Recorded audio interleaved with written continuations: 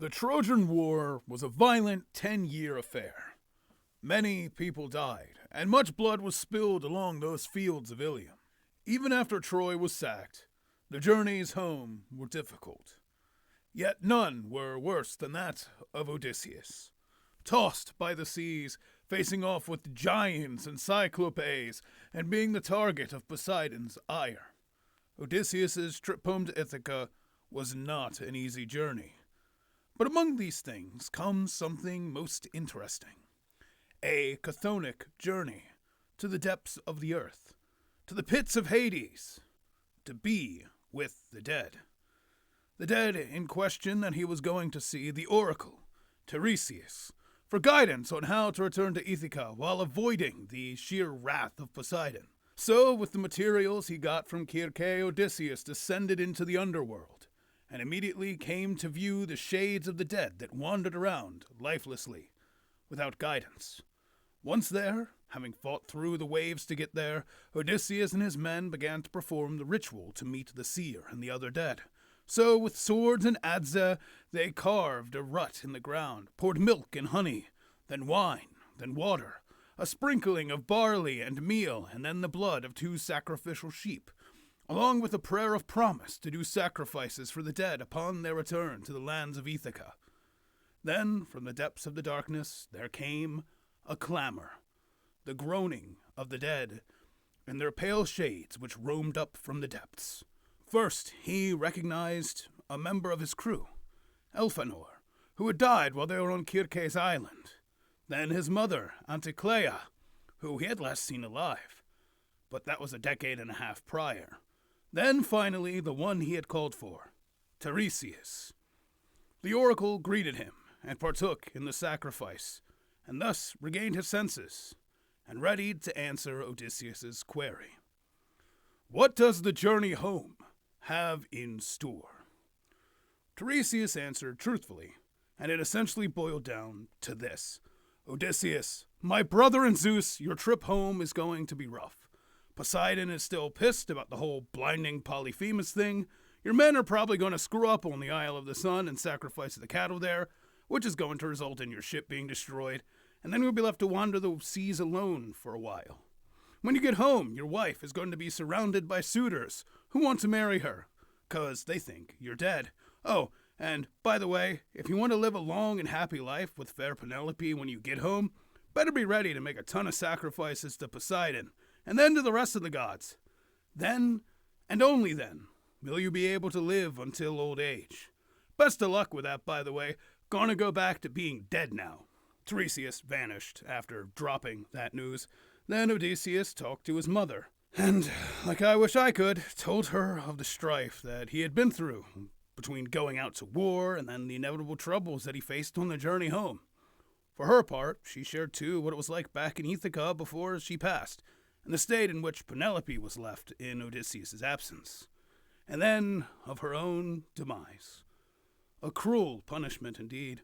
Hearing no word of her son, she died, longing of a broken heart to see him home safe.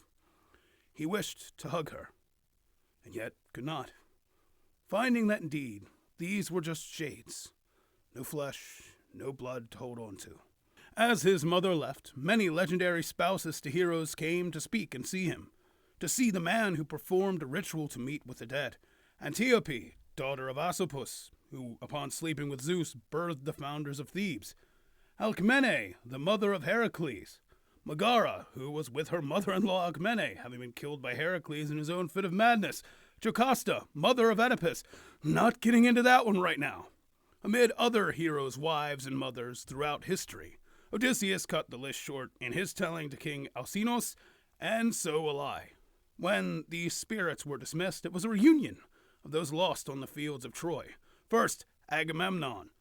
Great guy, by the way, who was killed by his wife Clytemnestra for, bringing home his ransom wife Cassandra from Troy, while married to Clytemnestra. Regardless, there were more Greeks that came to greet him after that conversation.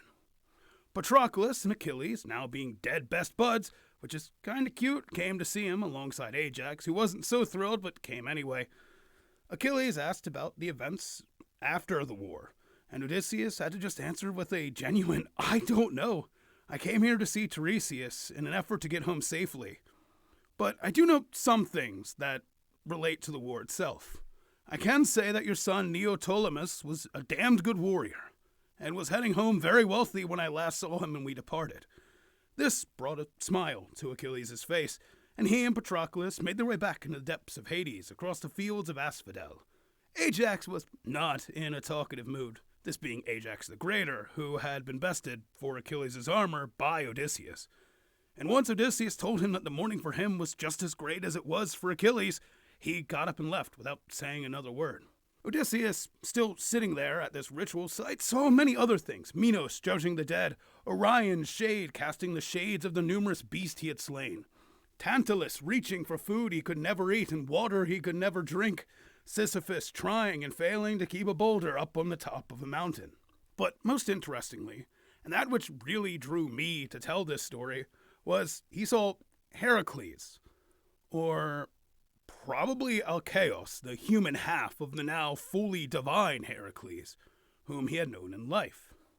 Heracles, who was Odysseus' senior, seemed curious as to why Odysseus was there, and merely asked, "Poor Odysseus, are you here because you're living a life as I did, pursuing something despite the suffering that befalls you?" Odysseus didn't get a chance to answer, as Heracles, maybe even as just a shade of the now divine, he knew the answer was yes, and just vanished back into the darkness. After that, meeting a literal shade of a mortal that became a god, Odysseus did not want to try his luck. Stories like those of Theseus and Perseus come to mind, and so he gathered his men and returned to their ship to continue his journey, which was, unfortunately, one of great suffering, just as Tiresias had said. So, in your own journeys, be wise, and heed the dead, be it their advice or their presence. As always, thanks for watching, stay hydrated, and be good people.